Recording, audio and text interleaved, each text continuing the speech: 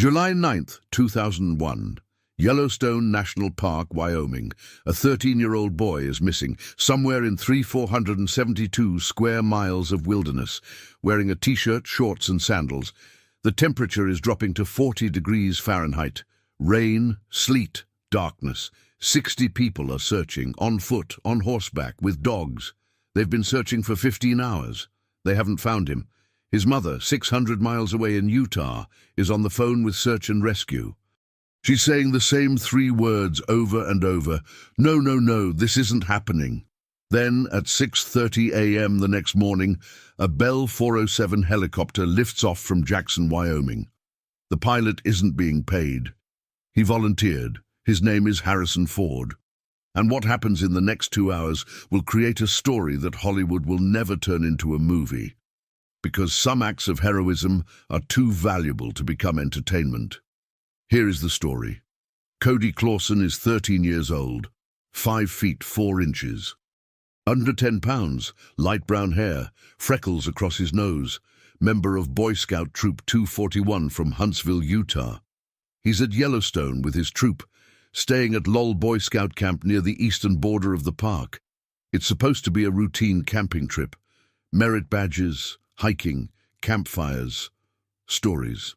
July 9th, 2:10 p.m. Cody volunteers to walk back to the parking lot. They need supplies. It's about a mile from camp, maybe less. The trail is clear. He's done it 3 times already this week. He grabs the empty supply bags, tells his friends he'll be back in 20 minutes, starts walking. The forest is dense here, lodgepole pines, Douglas firs, trees so thick the canopy blocks most of the sunlight. The trail winds through them, left, right, left again. Cody walks, focused on getting the supplies, not paying attention to landmarks, not counting turns, just walking. 15 minutes pass. He should see the parking lot. He doesn't, keeps walking. Another 10 minutes. Still no parking lot. He stops, looks around. Everything looks the same. Trees, rocks, more trees. He turns around, tries to retrace his steps, takes what he thinks is the right path. It's the wrong path. 3:30 p.m. Cody realizes he's lost, really lost. He's been walking for 90 minutes, has no idea where he is, no idea which direction camp is. He stops. Thinks, remembers his Boy Scout training. Stay calm, don't panic, find shelter, wait for help. He looks for high ground. A place where rescuers might see him, finds a small clearing, sits down, waits.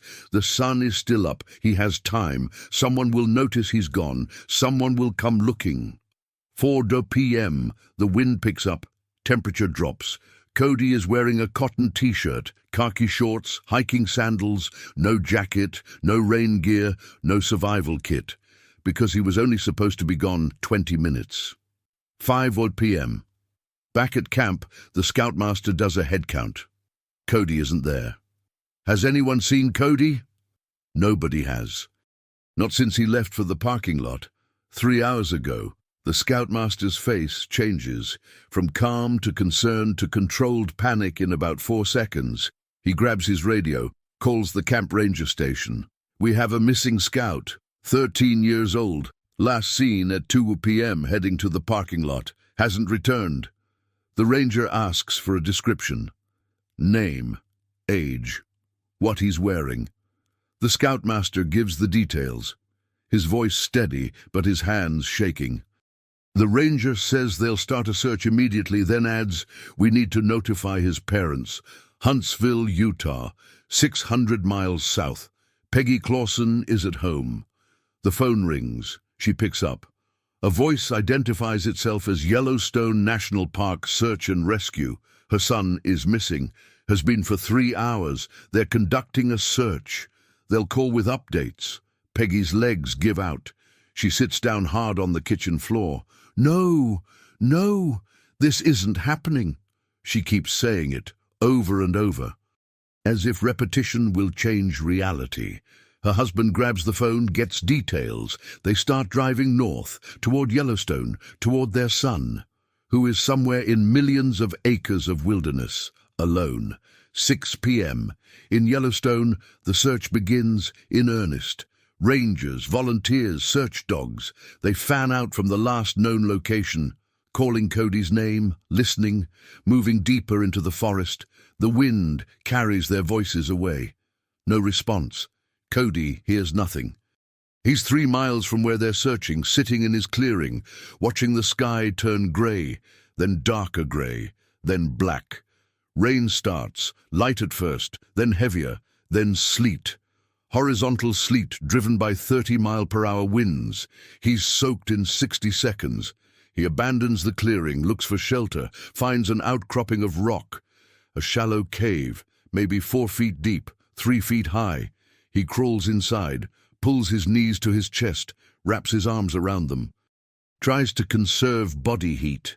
His teeth are chattering, his whole body shaking. The temperature drops to 40 degrees. His wet clothes make it feel like 30. He can't stop shivering, can't get warm, can't sleep, just sits there in the dark, listening to the rain, wondering if anyone knows where he is, wondering if they'll find him, wondering if he'll see morning. Hours pass, long, cold, endless. He thinks about his mom, his dad, his friends, his troop, wonders if they're looking for him. Hopes they are, prays they are. But it's dark and the weather is bad, and he knows they can't search in this. They'll wait for morning. He has to survive until morning. He closes his eyes, tries to stay warm, fails, opens his eyes. The night is pitch black. No moon, no stars, just darkness and rain and cold. He's never felt so alone. 3 a.m. The rain stops. The temperature drops another 5 degrees. Cody is still shivering, still waiting, still hoping. 6 a.m. The first light appears on the horizon, pale, grey but light. Cody has survived the night, barely. He's exhausted, hypothermic, dehydrated, but alive. He crawls out of the cave, stands. His legs barely hold him. He's been missing for 16 hours, 80 miles west in Jackson, Wyoming. Harrison Ford wakes up. He's 59 years old, grey hair, lines around his eyes from decades of squinting into cameras and sunlight. He lives part-time on a ranch here, away from Hollywood, away from the noise. He likes it quiet, likes the mountains, likes flying. He's a licensed pilot, fixed wing, rotary wing, owns a Bell 407 helicopter, flies it regularly. And when search and rescue needs help, he volunteers. No payment, no publicity, just flies. His phone rings, early, 6:15 a.m. He picks up. It's Teton County Search and Rescue. They explain, Boy Scout, 13 years old, missing since yesterday afternoon. Been out all night in the rain. They need pilots, volunteers. Can he help? Ford doesn't hesitate.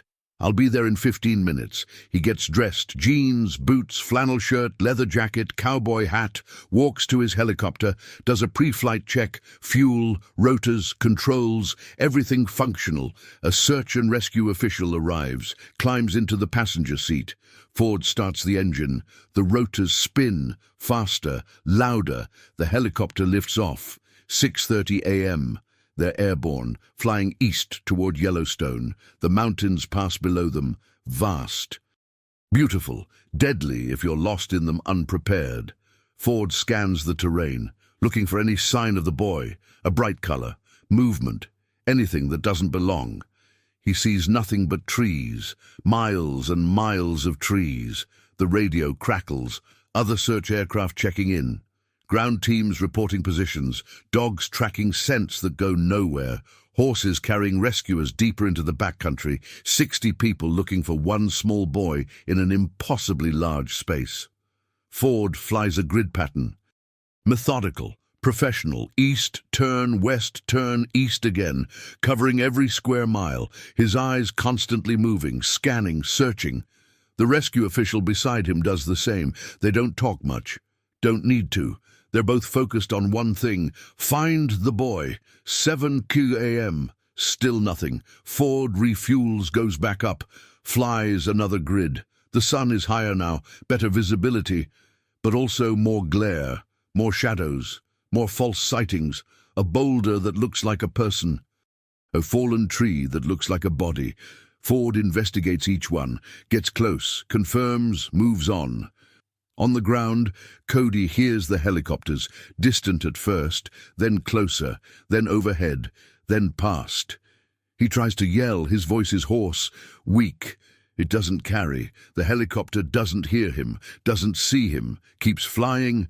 He realizes he needs to signal, needs something visible. He remembers his training, signal mirrors, reflective surfaces. He doesn't have a mirror. Looks at what he does have. His belt, metal buckle. He takes it off, holds it up, angles it toward the sun, watches the reflection dance across the trees, adjusts the angle, tries to aim it at the sky, at the helicopters he can hear but can't see. Flash, flash, flash.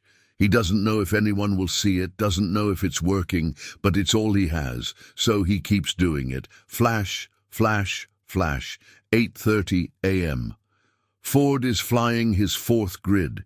His eyes are tired. He's been staring at trees for 2 hours. Every muscle in his neck is tense from constant scanning. He's about to turn west when he sees it. A flash, small, brief, gone. He keeps watching, waits, sees it again. Flash, then again, flash. Deliberate, rhythmic, not random sunlight, someone signaling. He points. The rescue official sees it too. Ford banks the helicopter, flies toward the source, gets closer, sees a clearing, sees a small figure standing in it, holding something up, flashing. The boy. Ford doesn't celebrate, doesn't react emotionally, just flies, gets closer, finds a place to land. A hillside clearing about 200 yards from where the boy is. Not ideal. Uneven ground, slope, but good enough.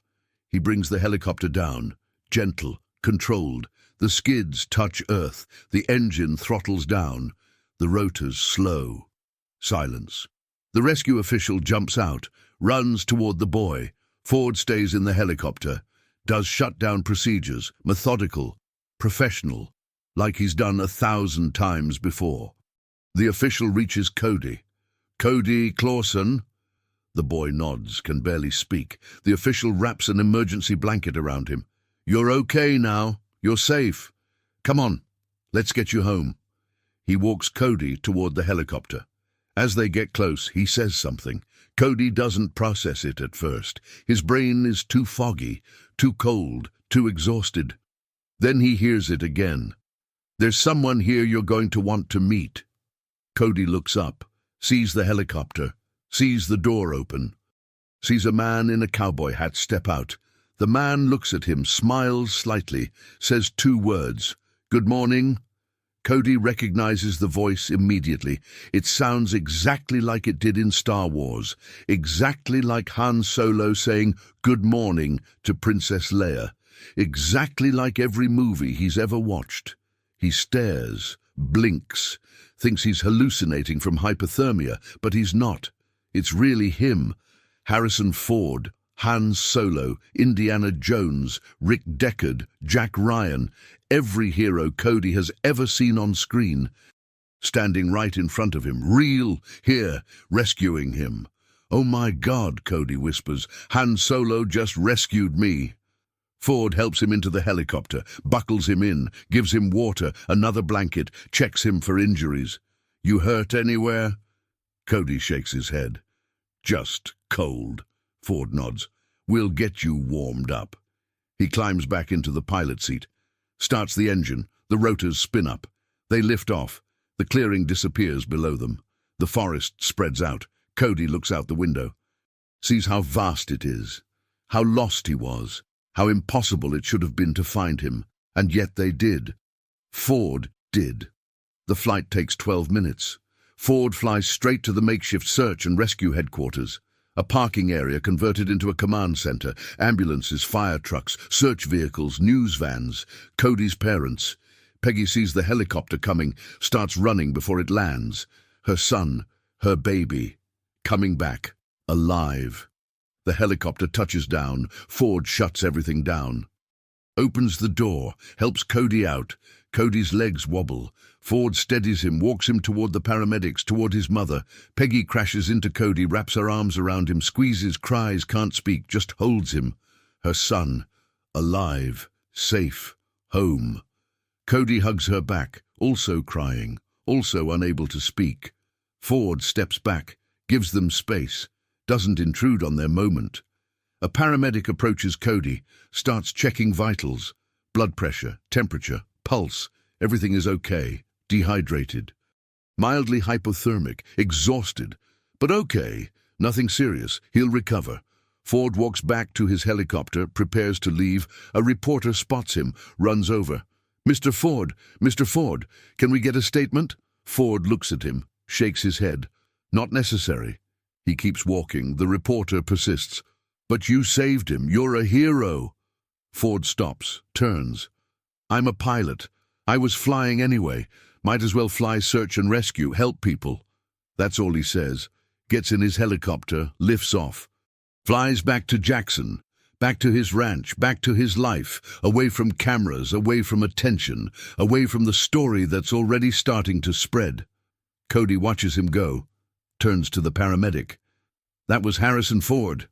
The paramedic smiles. Yeah, it was. Cody shakes his head. Still can't believe it. Han Solo saved me. At the hospital, Cody is treated. IV fluids, warming blankets, observation for 12 hours. He's fine, fully recovers. His friends from the troop visit. They're in awe. Did you get his autograph? Cody shakes his head. No, but I got a hug and a handshake. That's better than an autograph. Before Ford left the landing area, he had walked back to Cody, slapped him on the shoulder, said, "Boy, you sure must have earned a merit badge for this one." Cody had replied, "I already earned that badge last summer."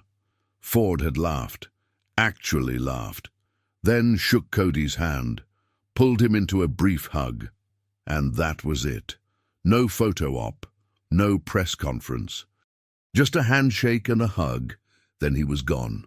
The story spreads. Local news, national news, the New York Times, The Guardian, CNN. Reporters call Cody's family, want interviews, want details, want to know everything about the rescue. Peggy tells them, Cody said the way Ford said good morning reminded him of Han Solo in Star Wars. He couldn't believe it was really him. The story gets bigger. Hollywood producers start calling, want to make a movie, a documentary, a TV special. They offer money, want Harrison Ford to star as himself, want to recreate the rescue, make it dramatic, cinematic, profitable. They call Ford's agent, make offers, big offers. Ford says no to everything, all of it, every single offer. The producers are confused. But this is a great story, heroic, inspirational. People will love it. Ford's response, relayed through his agent, I'm sure they will, but I'm not interested. They push. We can donate to charity, support Boy Scouts. Make it meaningful. Ford's answer doesn't change. Still not interested. One producer asks why. Ford explains, according to those present, because it wasn't entertainment. It was a person's life. Let that sit for a moment. Hollywood wanted to turn a terrified 13-year-old boy's worst night into content, into a product, into something to sell, and Ford refused. Not because he didn't need the money. He had money. Not because he didn't want the publicity. He's Harrison Ford. He has publicity whether he wants it or not. He refused because some moments aren't for sale. Think about that. When was the last time you saw someone with power turn down more power? With money turn down more money? With fame turn down more fame? Not because they couldn't benefit from it, but because profiting from someone else's suffering felt wrong. Have you ever made a choice that cost you something because it was the right thing to do, even though nobody would have known if you hadn't? Ford made that choice, quietly, without announcement, without explanation beyond, I'm not interested. And then he went back to his ranch, back to his life, back to flying search and rescue missions whenever someone needed help, because that's what he did. This wasn't his first rescue, wasn't his last. The year before, in August 2000, he had rescued a hiker named Sarah George. She had been stranded on Table Mountain, 11,106 feet elevation. Altitude sickness, dehydration. Couldn't get down. Ford flew up, picked her up, flew her to safety. She later admitted she vomited in his helicopter. "I can't believe I barfed in Harrison Ford's helicopter," she told reporters. Ford's response? He cleaned it up, didn't complain, didn't seek recognition, just helped. Because he could. Because he had a helicopter. Because he had the skills. Because someone needed help. After Cody's rescue, Ford continued volunteering. For years, regularly. The Teton County Sheriff's Department later said Ford saved them thousands of dollars in pilot fees. Because he never charged, never asked for payment, just flew, just helped. In interviews, when asked about the rescues, Ford's answer was always the same. "I'm going to fly anyway. Might as well fly search and rescue and help people." No grand statements about heroism, no philosophical speeches about duty, just practical logic. "I'm flying. Someone needs help." Simple math. But it wasn't simple. It was profound. It was a multimillionaire actor using his resources not for more wealth, but for service. Not for attention, but for action. Not for applause, but for impact. Years pass. Cody grows up, graduates high school, goes to college, gets married. His wife's name is Kelsey. They have a son. They name him Kyle. They live in Ogden, Utah. Cody works for a medical company, makes filters for dialysis machines, lives a normal life, a good life, a life he almost didn't get to live, 14 years after the rescue. Harrison Ford crashes his vintage World War II airplane on a golf course in California. Serious injuries, hospitalized, the news spreads. Reporters look for angles, find the old rescue stories. Contact Cody. Now 27 years old, married, a father. He gives interviews, tells the story again. "What he did gave me a different perspective on stars. They sometimes get portrayed as snobby people, but there really are good, generous people out there. And to me, Harrison Ford is one of those good people we're lucky to have as an influence on our lives." Cody is asked about the voice, the good morning that sounded like Han Solo. He smiles. "I'll never forget it, the way he said it. Exactly like in Star Wars. I thought, this is the coolest thing that will ever happen to me. Udi, and then I realized he just saved my life, which was even cooler." The reporter asks if Cody has stayed in touch with Ford. He hasn't. No letters, no calls, no relationship, just that one moment, that one morning, that one rescue. And then Ford disappeared back into his life, and Cody into his, two people whose paths crossed for 12 minutes, who will remember those 12 minutes forever, 24 years since the rescue. Cody is 37. Kyle is growing up, learning about his dad's story. About the famous actor who saved his father's life, about heroism, about service, about doing the right thing when nobody's watching. In Jackson, Wyoming, at the Jackson Hole Airport, there's a plaque. It lists the names of volunteer search and rescue pilots, people who have donated their time, their skills, their aircraft to help save lives. Harrison Ford's name is on that plaque. Not in bigger letters, not in bold, not highlighted.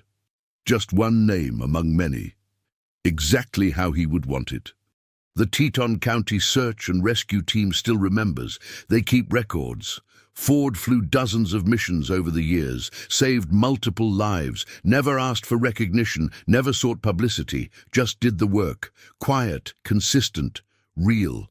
There's something important here, something beyond the rescue itself. It's about two kinds of heroism, the kind that seeks cameras, press conferences, social media posts.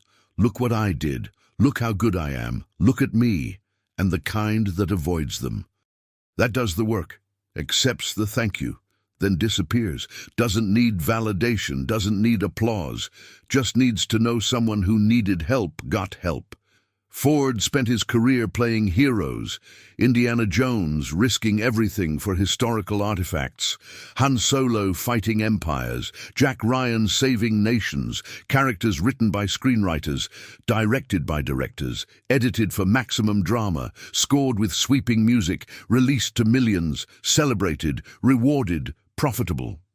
But on July 10, 2001, Harrison Ford was a real hero. No script, no director, no music, no audience. Just a man with a helicopter and a choice. Help or don't help. Seek recognition or avoid it. Turn suffering into profit or protect someone's dignity. He chose help. He chose privacy. He chose service over spectacle. And that choice revealed something. That the characters he played weren't just characters. They were reflections of values he actually held, of choices he actually made, of a kind of masculinity Hollywood pretends to celebrate but rarely embodies, the kind that doesn't need to prove itself, doesn't need to perform, just acts, quietly, effectively, then moves on. Cody Clausen got to live because Harrison Ford made a choice. Got to graduate, got to marry Kelsey, got to have Cale, got to work, got to build a life. All because a pilot he'd never met volunteered 2 hours on a Tuesday morning. No payment, no contract, no guarantee he'd find anything. Just a choice to try. And when the world wanted to turn that choice into entertainment, Ford said no, because it wasn't entertainment. It was a person's life. Think about what you would do. If you had the skills, the resources, the time, would you volunteer? Would you help? Would you refuse to profit from someone else's worst day? Or would you take the offers, take the money, take the credit? These aren't easy questions, but they're important ones, because most of us will never be famous.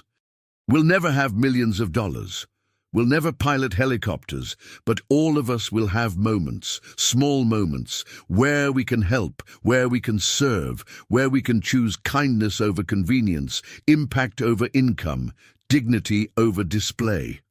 Harrison Ford had one of those moments, on a mountainside in Wyoming, with a 13-year-old boy who thought he might die.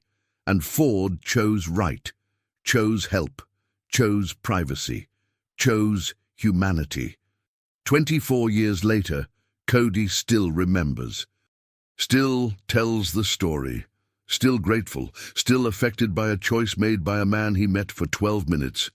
That's the real legacy, not the movies, not the box office numbers, not the awards. The boy who got to grow up, the wife who got to marry him, the son who got to be born, the life that got to be lived.